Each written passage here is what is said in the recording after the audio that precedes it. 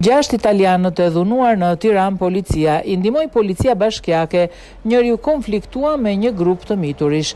Policia e Tiranës ka reaguar për videot e shpërndara në rrjetet sociale dhe shpjegon se ngjarja ka ndodhur pas Pallatit të Kulturës. Atje policia ka gjetur një prej italianëve të lënduar lehtë si dhe 2 prej shokëve të tij.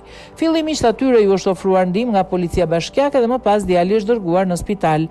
Italiani është larguar me dëshirë pa përfunduar ekzaminimet mjekësore, ndërsa as ai dhe as 2 të tjerët nuk kanë bërë kallëzim në polici.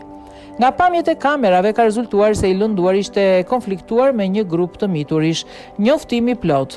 Në lidhje me një video të publikuar ku shfaqet një shtetas italian, i dëmtuar lehtë sqarojmë se ngjarja ka ndodhur rreth orës 22 datë 29/7/2026 në zonën pas Pallatit të Kulturës dhe është trajtuar me njërë nga policia për veprën penale plagosje lehtë me dashje.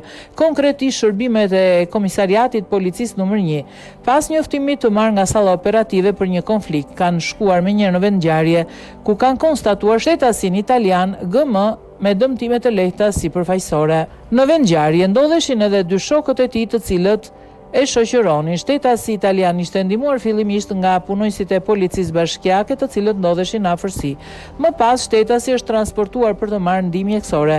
Sipas deklarimeve të personelit mjekësor dhe kqyrjes kartelës mjekësore, ai ka qenë i vetëdijshëm jashtë rrezikut për jetën dhe me dëmtime të lehta si përfaqësore në gjymtyr.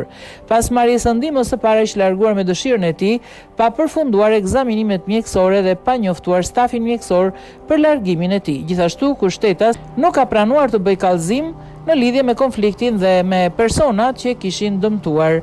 Edhe 2 shtetasit që shoqëronin nuk kanë dhënë informacion lidhur me rrethanat e konfliktit. Pavarësisht mungesës së kallëzimit nga shtetasi italian, grupi hetimor ka vijuar veprimet hetimore duke kqyrur pamjet filmike nga të cilat ka rezultuar se shtetasi italian ishte përfshirë në një konflikt me një grup të miturish në pjesën e pasme të Pallatit të Kulturës. Grupi hetimor vijon veprimet për zbardhjen e plotë të rrethanave të ngjarjes, identifikimin e personave të përfshirë dhe dokumentimin e plot ligjor të rastit.